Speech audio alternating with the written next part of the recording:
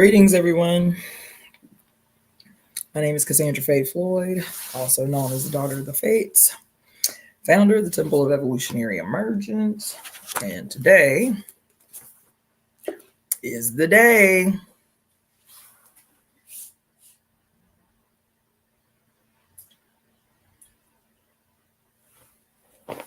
Today, we will be finishing the book that we've been reading on now for maybe a little over a month. Today is finally the last day. We are going to be completing the read of The Parable of the Sower by Octavia E. Butler. And I know yesterday was a cliffhanger. Yesterday was a cliffhanger. I left y'all yesterday's read was like, oh, right? So anyway, my name is Cassandra Floyd, founder of the Temple of Evolutionary Emergence. We're going to complete the read today.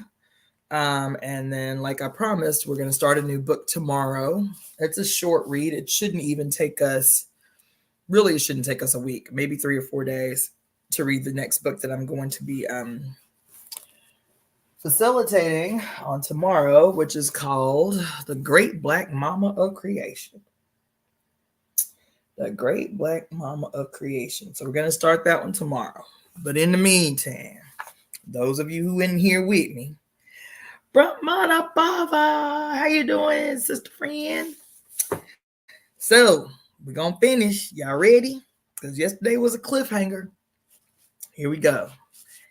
Page 287 for those of you who've been following along. Chapter 25. Create no images of God except the images that God has provided. They are everywhere in everything.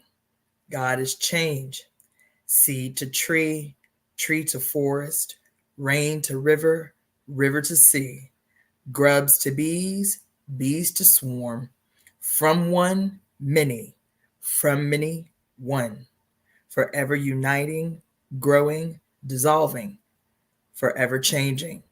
The universe is God's self-portrait. Friday, October 1st, 2027.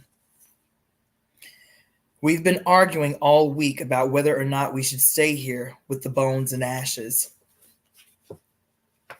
We've found 5 skulls, three in what was left of the house and 2 outside. There were other scattered bones, but not one complete skeleton.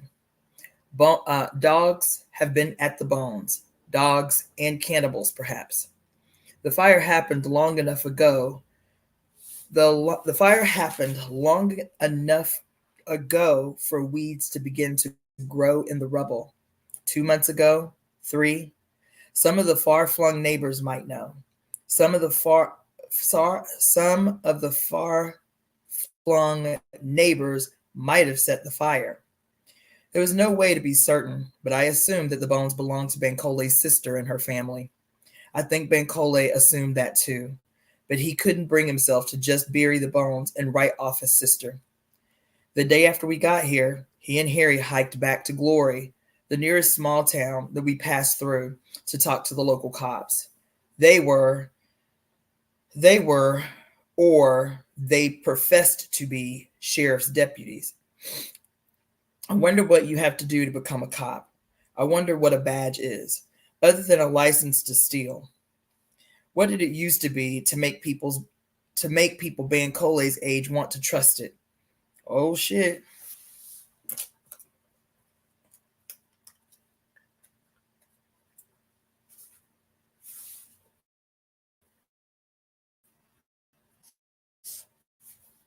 Y'all, shit. I know what the old books say, but still, I wonder. The deputies all but ignored Bancole's story and his questions. They wrote nothing down, claimed to know nothing. They treated Bancole as though they doubted that he even had a sister, or that he was who he said he was. So many stolen IDs these days. They searched him and took the cash he was carrying. Fees for police services, they said. He had been careful to carry only what he thought would be enough to keep them sweet-tempered, but not enough to make them suspicious or grow more greedy than they already were. The rest, a sizable packet, he left with me. He trusted me enough to do that. His gun he left with Harry, who had gone shopping. Jail for Bancole. Greetings, Balance. Yuda K Best. Hi from Denver, beautiful people. Oh, you're wonderful. Okay. Let's see. Jail for Bancole could have meant being sold into a period of hard unpaid labor, slavery. Perhaps if he had been younger, the deputies might have taken his money and arrested him anyway on some trumped-up charge. I had begged him not to go, not to trust any police or government official. It seemed to me such people were no better than gangs with their robbing and slaving. Bancole agreed with me, yet he insisted on going. She was my little sister, he said. I have to try at least to find out what happened to her. I need to know who did this. Most of all, I need to know whether any of her children could have survived. One or more of those 5 skulls could have belonged to the arsonist. He stared at me. He stared at the collection of bones. I have to risk going to the sheriff's office, he continued, but you don't. You don't want. I don't want you with me. I don't want them getting any ideas about you. Maybe finding out by accident that you're a sharer. I don't want my sister's death to cost you your life or your freedom. We fought about it. I was afraid for him. He was afraid for me, and we were both angrier than we had ever been with each other. I was terrified that he could be killed or arrested, and we'd never find out what happened to him. No one should travel alone in this world. Look, he said at last, you can do some good here with the group. You'll have one of the 4 guns left here, and you know how to survive. You're needed here. If the cops decide they want me, you won't be able to do a thing. Worse, if they decide they want you, there'll be nothing I can do except take revenge and be killed for it. That slowed me down. The thought that I might cause his death instead of backing him up. I didn't quite believe it, but it slowed me down. Harry stepped in then and said he would go. He wanted to go anyway. He could buy some things for the group, and he wanted to look for a job. He wanted to earn some money. I'll do what I can, he told me just before they left. He's not a bad old guy. I'll bring him back to you. They brought each other back. Bancole, a few $1,000s poorer, and Harry, still jobless, though they did bring back supplies and a few hand tools.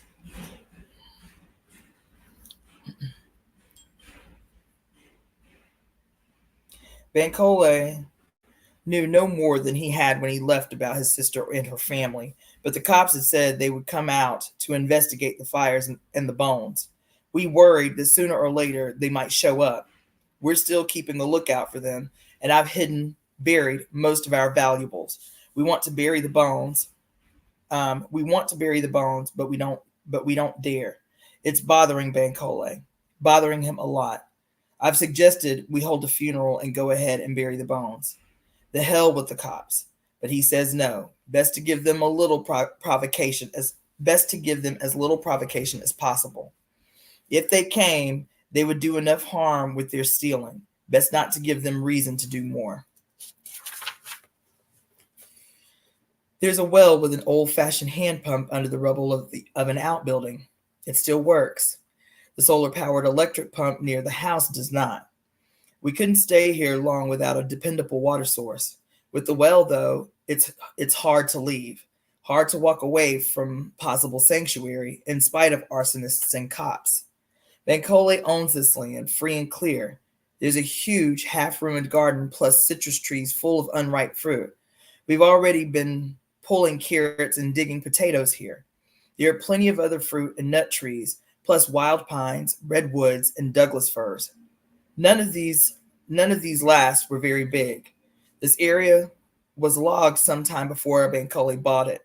Bancole Bankole says it was clear cut back in the 1980s and 1990s, but we can make use of the trees that have grown since then, and we can plant more. We can build a shelter. Put in a winter garden from the seed I've been carrying and collecting since we left home. Granted, a lot of it's old seed.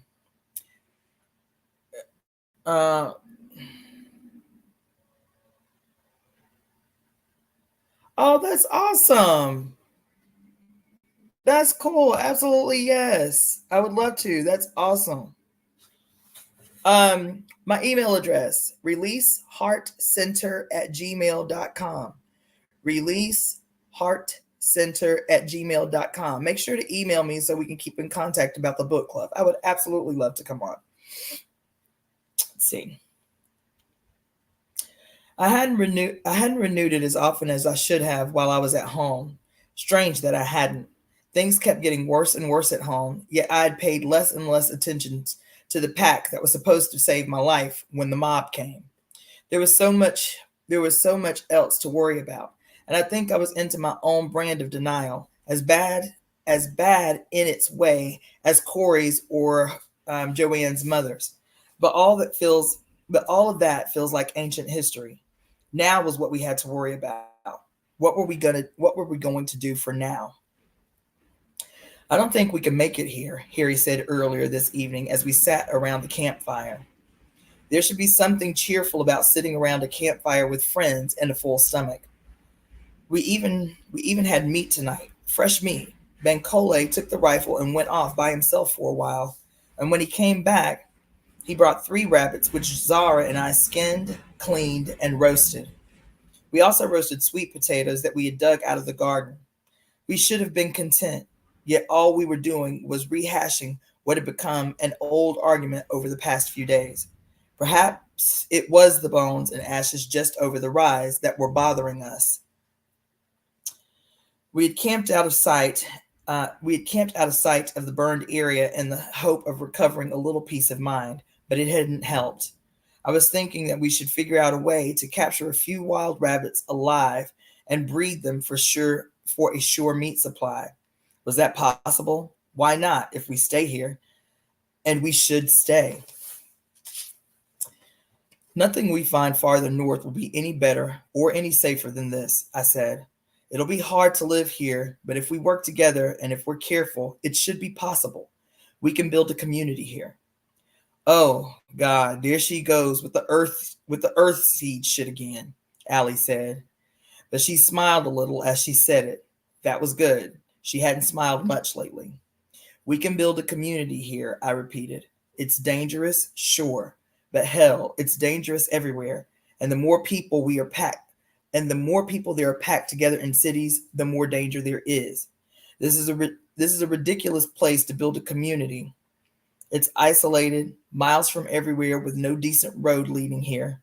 But for us, for now, it's perfect. Except that someone burned this place down last time, Grayson Moore said. Anything we build out here by itself is a target. Anything we build anywhere is a target, Zara argued. But the people out here before, I'm sorry, Bankole, I gotta say this. They couldn't have kept a good watch. A man and a woman and 3 kids. They would have worked hard all day, then slept all night. It would have been too hard on just 2 grown people to try to sit up and watch for half the night each. They didn't keep a night watch, Bankole said. We'll have to keep one though. And we could use a couple of dogs if we could get them as puppies and train them to guard. Give meat to dogs? Moore demanded, outraged. Not soon, Bankole shrugged. Not until we've had enough for ourselves. But if we can get dogs, they'll help keep the rest of our goods. I wouldn't give a dog nothing but a bullet or a rock, Moore said. I saw a dog eat a woman once. There are no jobs in the town, Bankole, and there are no jobs in that town Bankole and I went to, Harry said. There was nothing, not even work for room and board. I asked all over town. No one even knew of anything. I frowned. The towns around here are all too close to the highway, I said. They must get a lot of people passing through looking for a place to settle, or maybe a place to rob, rape, and kill. The locals wouldn't welcome new people. They wouldn't trust anyone they didn't know. Harry looked from me to Bankole. She's right, Bankole said. My brother-in-law had a hard time before people began to get used to him, and he moved up here before things got so bad. He knew plumbing, carpentry, electrical work, and motor vehicle mechanics. Of course, it didn't help that he was black, but being white might help you win people over faster than he did. I think, though, that any serious money we make here will come from the land. Food is gold in these days, and we can grow food here. We have guns to protect ourselves, so we can sell our crops in nearby towns or on the highway. If we survive long enough to grow anything to sell, Moore muttered. If there's enough water, if the bugs don't eat our crops, if no one burns us out the way that they did the people over the hill, if. Allie sighed. Shit, it's if, everywhere we go. This place isn't so bad. She was sitting on her back. She was sitting on her sleep sack, holding the sleeping Justin's head in her lap. As she spoke, she stroked the boy's hair. It occurred to me, not for the first time, that no matter how tough Allie tried to seem, that little boy was the key to her. Children were the keys to most of the adults present. There are no guarantees anywhere, I agreed. But if we're willing to work, our chances are good here. I've got some seed in my pack, and we can buy more. What we have to do at this point is more like gardening than farming. Everything will have to be done by hand. Composting, watering, weeding, picking worms or slugs or whatever off the crops and killing them one by one, if that's what it takes. As for water, if our well still has water in it now, in October, I don't think we have to worry about it going dry on us. Not this year anyway.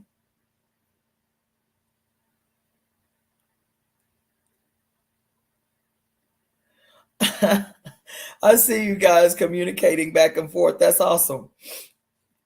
Okay. And if any people threaten us or our crop, we'll kill them. That's all. We will kill them, or they will kill us. If we work together. All right. Thank you, sister. I'll look for the email after today's read. Let's see. If we work together, we can defend ourselves and we can protect the kids. A community's first responsibility is to protect its children, the ones we have now and the ones that we will have. There was a silence for a while, people discussing, perhaps measuring it against what they had to look forward to if they left this place and continued north. We should decide, I said. We have building and planting to do here. We have to buy more food, more seed, and tools. It was time for directness. Allie, will you stay? She looked across the dead fire at me, stared hard at me as though she hoped to see something on my face that would give her an answer. What seed do you have? She asked. I drew a deep breath. Most of it is summer stuff: corn, peppers, sunflowers, eggplant, melons, tomatoes, beans, squash. But I have some winter things: peas, carrots, broccoli, winter squash, onions, asparagus, and several kinds of greens. We can buy more, and we've got the stuff left in this garden. Plus, we can harvest from the local oak, pine, and citrus trees. I bought tree seeds too: more oak, citrus, peach, pear, nectarine, almond, walnut, and a few others. They won't do us any good for a few years, but they're a hell of an investment in the future. So as a kid, Allie said, I didn't think I would be dumb enough to say this, but yes, I'll stay. I want to build something too. I never had a chance to build anything before. Allie and Justin were a yes then. Harry, Zara. Of course we're staying, Zara said. Harry frowned. Wait a minute. We don't have to. I know, but we are. If we can make a community like Lauren says, and not have to hire out to strangers and trust them when they shouldn't be trusted, then we should do it. If you grow up where I did, you know we should. Harry, I said, I've known you all my life. You're the closest thing to a brother that I have left. You aren't really thinking about leaving, are you? It wasn't the world's best argument. He had been both cousin and lover to Joanne, and he'd let her go when he could have gone with her.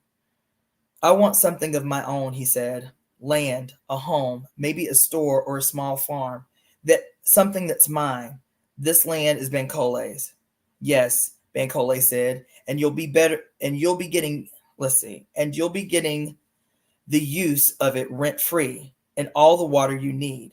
What are those things going to cost you further up north? If you can get them all further up north, if you can get yourself out of California. But there's no work here.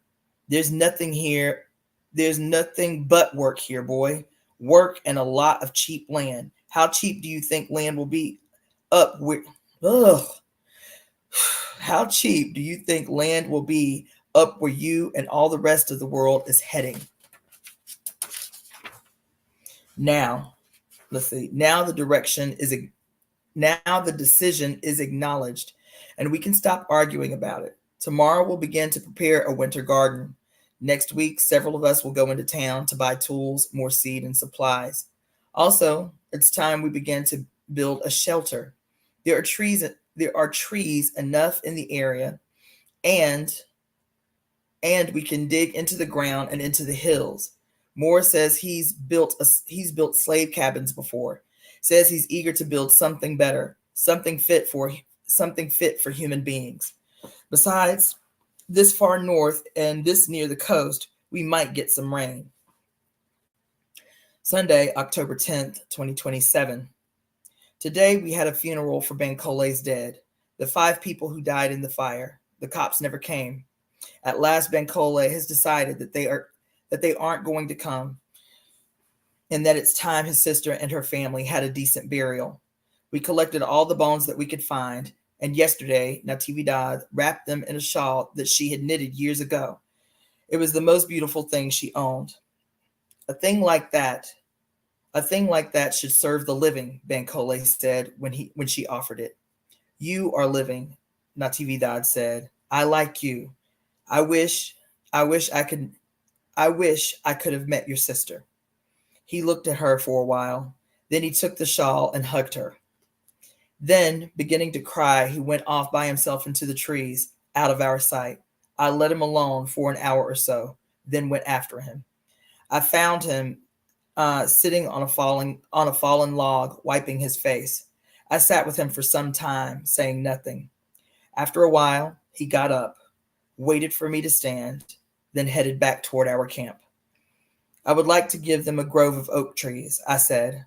Trees are better than stone. Life commemorating life.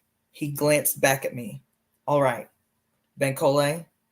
He stopped and looked at me with an expression I could not read. None of us knew her, I said. I wish we had. I wish I had. Let's see. Sorry about that. Let's see. I wish I had. I wish we had. No matter how much I would have surprised her. He managed to smile. She would have looked at you, then looked at me, then right in front of you, I think she would have said, well, there's no fool like an old fool. Once she got that out of her system, I think she would have gotten to like you. Do you think she could stand or forgive company now? What? I drew a deep breath and wondered about what I meant to say. It could go wrong. He could misunderstand. It still needed to be said. We'll bury your dead tomorrow. I think you're right to want to do it. And I think we should bury our dead as well. Most of us have had to walk away or run away from our unburned, unburied dead. Tomorrow, we should remember them all and lay them to rest if we can. Your family? I nodded. Mine, Zara's, Harry's, Allie's, both her son and her sister, maybe Emery's sons, maybe others that I don't know about. Moore doesn't talk about himself much, but he must have losses. Doe's mother perhaps. How do you want to do it? He asked. Each of us will have to bury our own dead. We knew them. We can find the words. Words from the Bible, perhaps? Any words, memories, quotations, thoughts, songs. My father had a funeral, even though we never found his body. But my 3 youngest brothers and my stepmother had nothing. Zara saw them die, or I wouldn't have had any idea what happened to them. I thought for a moment. I have acorns enough for each of us to plant live oak trees to our dead, enough to plant one for Justin's mother too. I'm thinking about a very simple ceremony, but everyone should have a chance to speak, even the 2 little girls. He nodded. I don't have any objection. It isn't a bad idea. And a few steps later, there's been so much dying. There's so much more to come. Not for us, I hope. He said nothing for a while. Then he stopped and put his hand on my shoulder to stop me. At first glance, he only stood there looking at me, almost studying my face. You're so young, he said. It seems almost criminal that you should be so young in these terrible times. I wish you could have known this country when it was still salvageable. I might survive, he said. He said, let's see, I might survive, I said, changed, but still itself. No, he drew me to his side and put one arm around me. Human beings will survive, of course. Some other countries will survive. Maybe they'll absorb what's left of us. Or maybe we'll just break up into a lot of little states, quarreling and fighting with each other over whatever crumbs are left. That's almost happened now with states shutting themselves off from one another, treating state lines as national borders.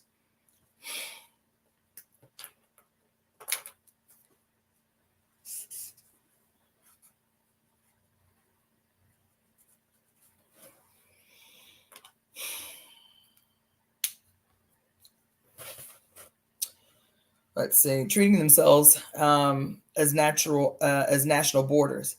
As bright as you are, I don't think you understand. I don't think you understand what we've lost. Perhaps that's a blessing. God is change, I said. Olamina, that doesn't mean anything. It means everything. It means everything. He sighed. You know, as bad as things are, we haven't even hit bottom yet. Starvation, disease, drug damage, and mob rule have only begun. Federal, state, and local governments still exist, in name at least, and sometimes they manage to do something more than collect taxes and send in the military. And the money is still good. That amazes me. However much more you need of it to buy anything these days, it is still accepted. That may be a hopeful sign, or perhaps it's only more evidence of what I just said. We haven't even hit rock bottom yet. Well, the group of us here doesn't have to sink any lower, I said. He shook his shaggy head, his hair, beard, and serious expression, making him look more than a little like an old picture I used to have of Frederick Douglass. I wish I believed that, he said. Perhaps it was his grief talking. I don't think we have hope. I don't think we have a hope in hell of succeeding here. I slipped my arm around him. Let's go back, I said. We've got work to do. So today, we remembered the friends and the family members we've lost. We spoke our individual memories and quoted Bible passages, earthseed verses, and bits of songs and poems that were our favorites of the living or the dead. Then we buried our dead and we planted oak trees. Afterward, we sat together and talked and ate a meal and decided to call this place Acorn. A sower went out to sow his seed. As he sowed, some fell by the wayside, and it was trodden down, and the fowls of the air devoured it. And some fell upon a rock, and as soon as it was sprung up, it withered away because it lacked moisture.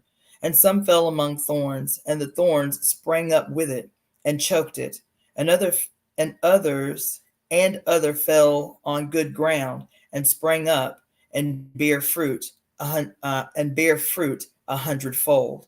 The Bible, Authorized King James Version, St. Luke 8, verse 5 through 8. Y'all, that's the end of the book.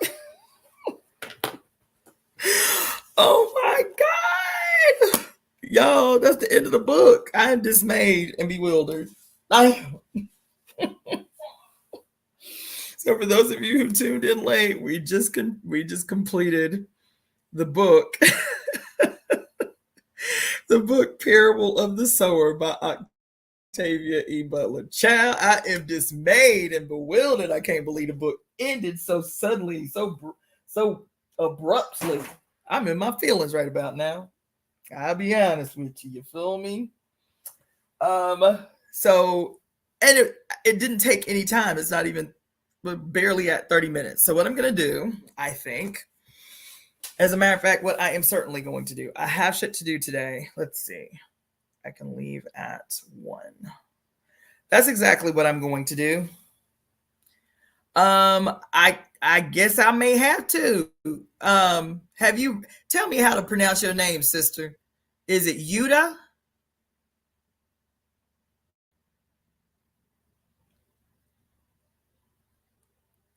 Yuda, is it Yuda K Best? Is it Yuda? Am I pronouncing that right? Tell me how to pronounce it. But that, let me just tell y'all, let me just remind y'all. Awesome, cool. Let me just tell y'all. This was the very, very absolute first Octavia Butler book I ever read. That was the first one. And Yuda just asked, am I going to be reading the Parable of the Talents next? Is it, I'm assuming, Yuda, it's a continuation from the Parable of the Sowers? The Parable of the Sower, is it a continuation? Let me know. But I actually have another Octavia Butler book that I've had for several years, but have been, I'll be honest, kind of intimidated about the idea of reading it. And how the book came into my life is a little bit incredible.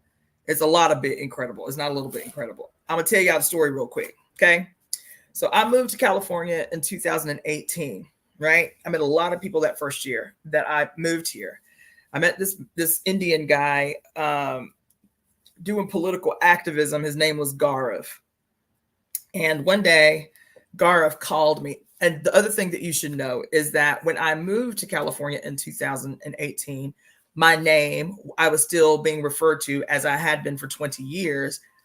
People were still calling me Iapo. My African name had been, for a very long time, my African name had been Iapo Moyende Ngina. Okay. So I met this guy Gaurav at this political event. And a few weeks after we met, he called me from the last library, or I think it's called the Last Library or something like that. It's like the biggest library in the state of California. It's an old, turn of the century, beautiful, amazing bank vaults full of books, all kind of, it's just amazing. So he calls me from the last bookstore, and he's like, yo, you are not going to believe what happened today. He proceeds to tell me the story. He said, I wanted something new to read. I didn't know what I wanted, didn't have a clue, didn't know what kind of book I wanted. So instead of like just walking around, I asked this guy who worked there, what would you recommend I read? Right off the top of your head, I want something new. What would you recommend that I read? Okay. The guy was like, yo, I have something perfect for you. We just got a whole bunch of used books that we took. And there's one that we haven't even logged them yet. We haven't even priced them yet, but there's one that we just got in today. And I don't know, it just seems, listen, y'all, it just seems like it's perfect for you. So he proceeds to tell me, he was like, Iapo, the guy gives me this book and he said, you can tell me if I'm tripping or not. And so he said, but I think that the person on the cover of this book looks like you. I was like, okay, whatever. So he takes a picture of the book and texts it to me. And this is the book. It's Xenogenesis. Okay. That's the cover of the book that he texted me and was like, that woman looks like you. That girl looks like you. And baby, when he texted me that picture, my mouth fell on the fucking ground. I was like, yo, I am tripping right now. You are not going to believe this. So I sent him a picture. It's an old picture. I think I might have been 26 years old. So I still had my little baby dreads, and I wore shells on the front of my little baby dreads. That picture that I sent him, I'm telling you, this could have been a goddamn portrait somebody painted of that picture. It looks so much like the cover of the book. I was like, yo, I am bugging right now. I am tripping, right? He was like, Iapo, that is not even the goddamn punchline. I was like, what? He said, I go to open the front sleeve of the book just to kind of like check out like what the book is about, what the general synopsis is about. And he says, that woman on the cover of the book has your name. Her name is Iapo. I said, what the fuck? I said, you lying. He texts me a picture of the inside sleeve of the book, and it says, Lilith Iapo had no idea how long she had been a captive. Every hair on my motherfucking body shot to attention. Now, let me tell you, I had never read, I just told y'all, Parable of the Sower is the first book I've ever read by Octavia Butler. I'd never read a book by Octavia Butler, but I hung around a gang, like a whole giant, massive mob of authors when I was living in Florida. So I was still well acquainted with her, just had never read anything by her yet. And I'll be honest, as a matter of fact, the first time I ever read a fiction book in my whole life, well, you know, the Bible is a work of fiction, but actual fiction. The first time I ever read a book of fiction, because I wasn't interested, was a book called Brown Girl in the Ring by Nalo Hopkinson. And the only reason I read that was because my homegirl was a professor, an English professor and creative writer professor. And she bought me the book. And I was like, I don't read fiction. She was like, you gonna read this. So that was my first fiction book. Anyway, so this happened. So I never knew much about Octavia Butler in terms of like her life. You feel me? Just this great author that everybody that I knew talked about, right? So this whole interaction happens with him. Not just that. When I got my name, when I got my African name, I was maybe about 23. No. It was 2001 when I got my African name. Okay. And what happened was, in the organization that I was in at the time, everybody had African names, and I still had my Greek name. I was like, I want an awesome African name too. And so I asked one of the veterans of the organization, one of the elders in the organization, to be responsible for giving me my name. And he did. And when I started looking up the name in Nigeria is actually a masculine name. It's not a feminine name. And even in Nigeria and in Ghana, the name is very rare. It's not a name that people get often. And the reason why is because the name means one who's been through many struggles, right?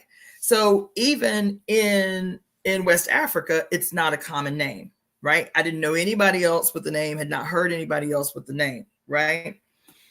And so all these years later, I meet this Indian. He said some random Mexican worker at a bookstore was like, oh my God, I got the perfect book for you. It's this book. This dude texts me. We had only known each other a few weeks, Garv and I. And it's me. If you go in my Facebook page right now, in my Facebook picture folders, and look up the folder that says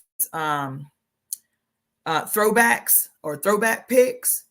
And you'll see this picture. It is a picture of me facing forward, like somebody just took like a headshot of me with the exact, when I tell you the exact same hair, the exact same hair, the exact same length.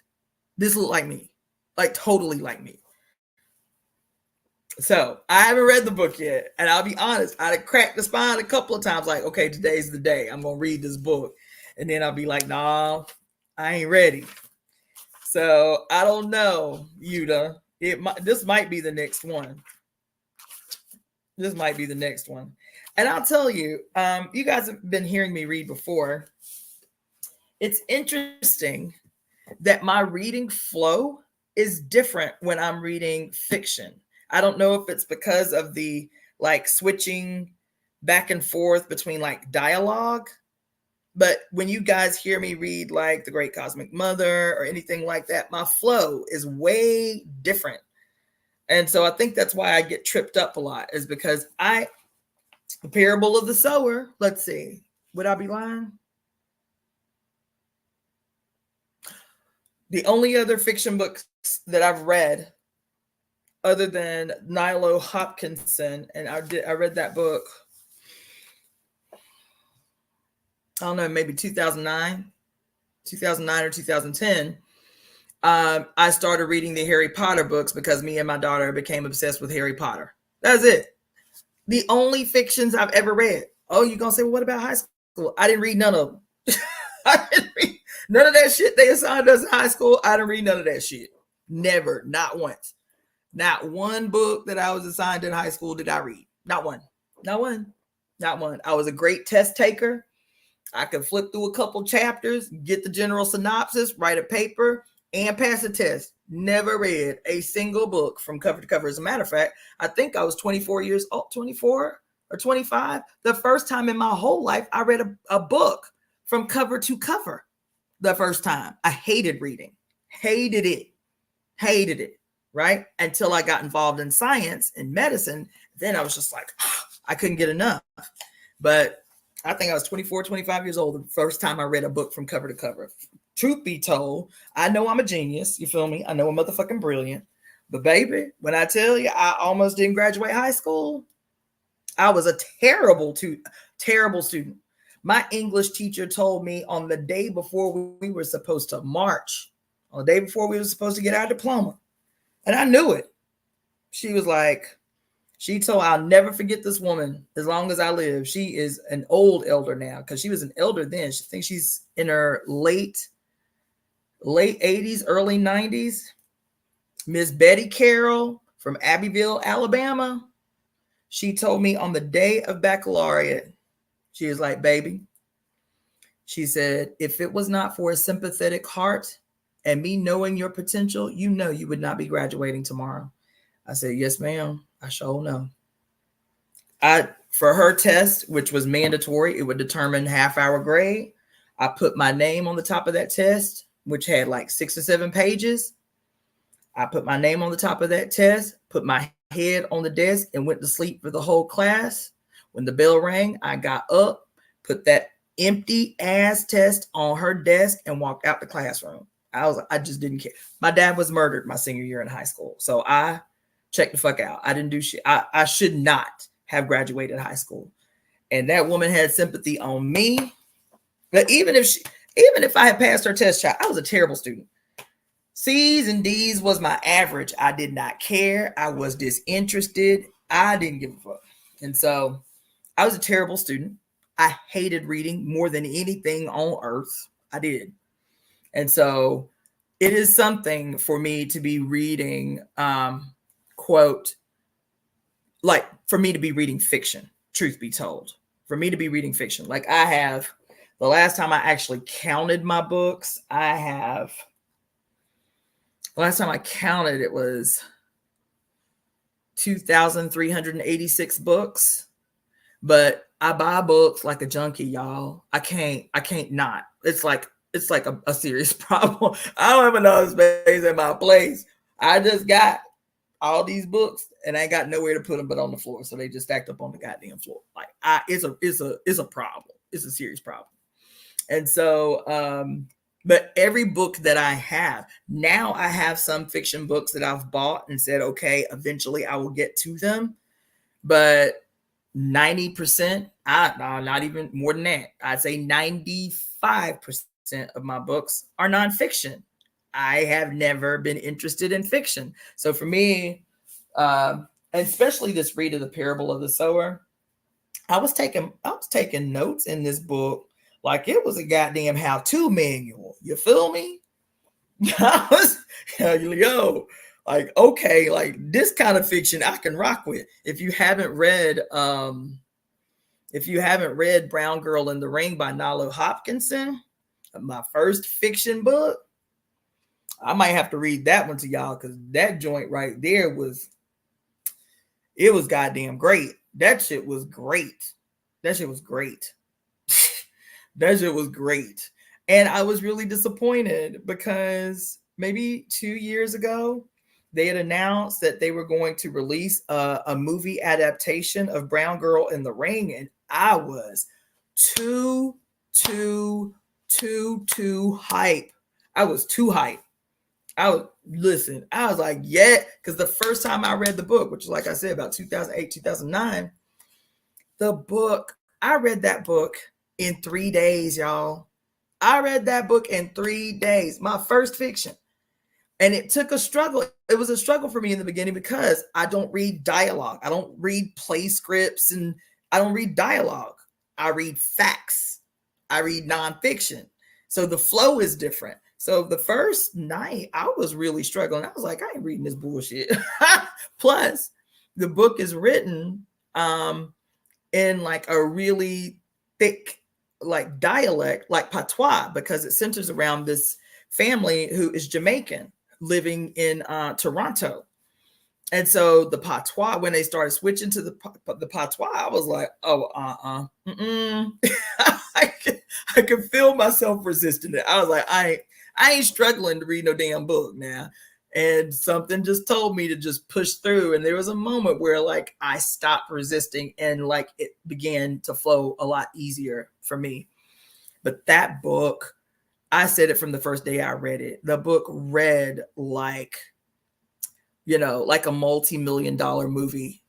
I could see everything so clear. That book was gangster as fuck. Yo, that shit was great. That might have to be one I'll read, y'all. That one was, Chad, it was so deep. Plus, I was a brand new devotee in E5.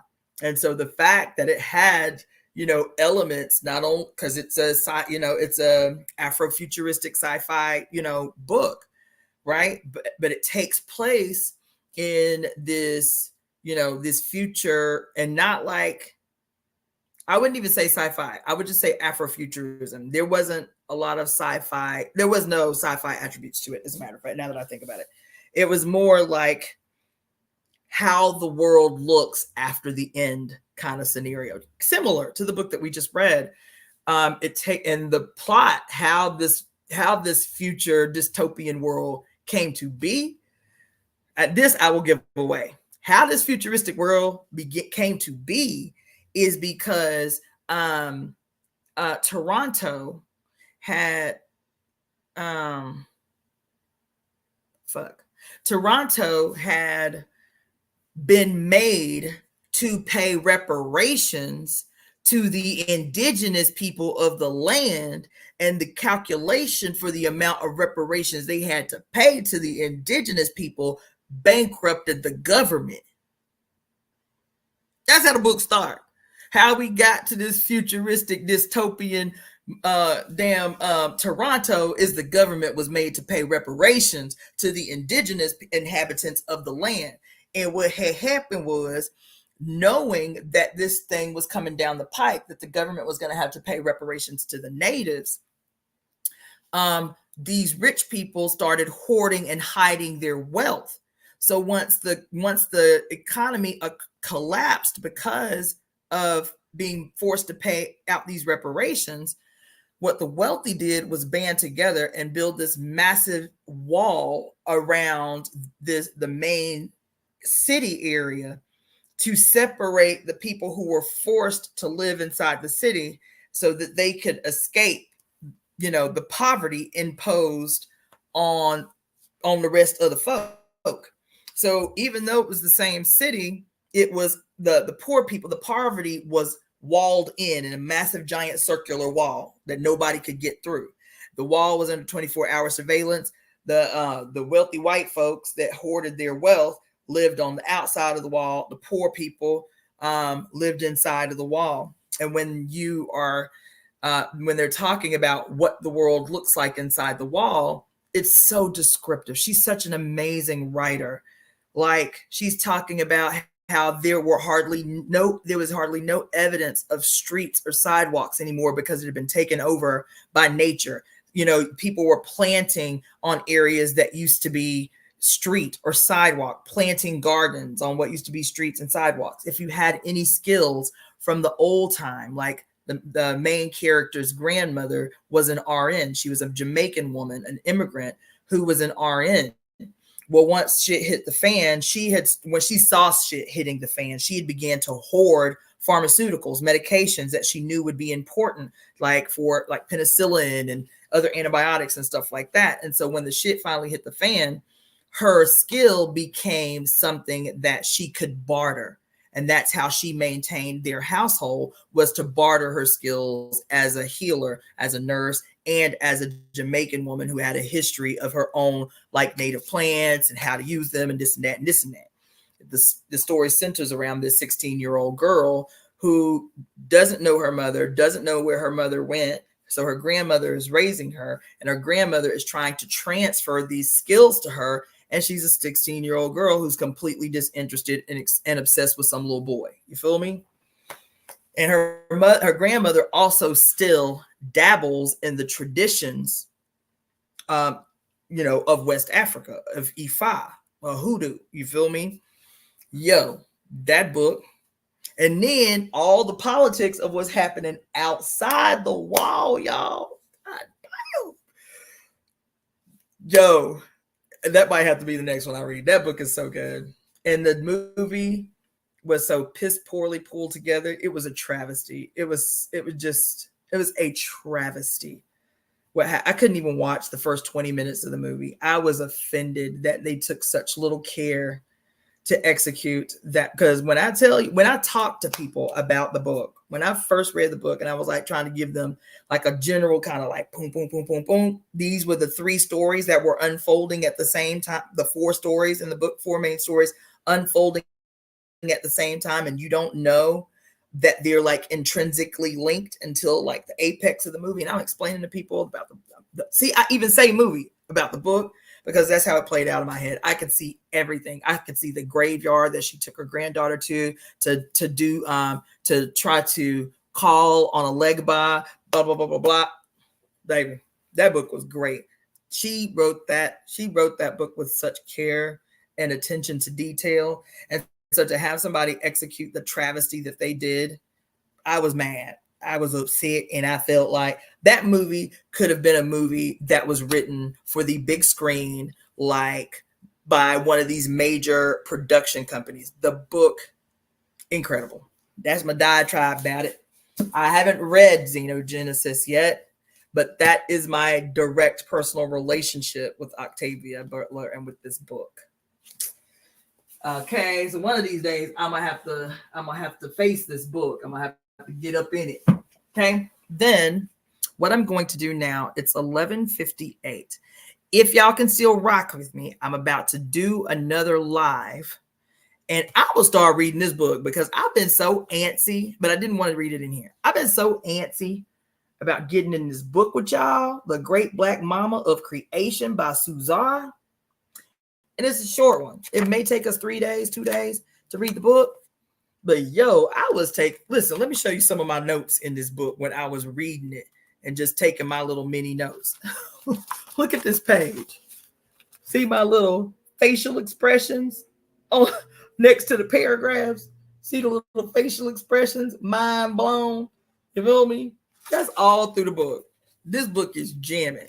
So what I'm going to do is jump off here real quick. That is the end. So if y'all want to do like the sister Yuta K Best, you should put your information about your Twitch book club, Octavia Butler book club that you was talking about, put it in the comment section so I can put it up on the screen. That way people can go participate in your book club about Octavia Butler. That way, if y'all want to have a discussion about the parable of the sower, because I'm not executing another book club. We still stuck neck deep in pure lust. And that book club, we gonna be in that joint for a hot minute. Speaking of which, we did the book club last night. I don't know if I scared y'all off. I don't know if because I was MIA for a week last week, y'all didn't think we was having it. I sent the email to everybody, but there was 3 of us on the call last night, which has never happened. Is usually a minimum of 10 to 15 women in that call. So we still gonna do the Pure Lust Book Club next Wednesday at 6 p.m. Pacific Standard Time. This the book we trucking through right now. And this joint is deep. So it ain't for the faint of heart. You don't have to own the book to be in the book club, because that's why I read all these books online. So you can go back. I always attach the link to the chapters that you need to watch in order to be able to participate in the discussion around the book club. So if you're interested in that, you can email me at releaseheartcenter@gmail.com if you're interested in information about the book club. That's one thing. Other thing is you to put your stuff, put your Twitch account identifier and the times and the days of the week that you do your book club, so people who are watching me can just follow you for the Octavia Butler book club, because we gonna be in pure lust. I know I'd scheduled us to be done with the book and the book club at around June. I don't know if we gonna get through it that quick. Like, this book is deep. You feel me? So anyway, that's that. I'm gonna log off now. I want to thank you all for participating, and maybe one day I'll discuss the notes that I took while I was reading that book to y'all. But I'll be honest, I'm subdued. I didn't expect it to end like that. I'm subdued. So we will probably have to have a discussion about it. But let's do it on somebody's book club who already running with it. You feel me? Okay, so I'm gonna go off now. We're gonna get to this, The Great Black Mama of Creation by Suzar. We're gonna do that right now. I got about a good 45 minutes that I can spend, and then I gotta go to work. Okay, peace. This is Cassandra, otherwise known as Daughter of the Fates. Tune right back in. Like, give me just 5 minutes to set it up. And then we're gonna get in this Great Black Mama of Creation. All right.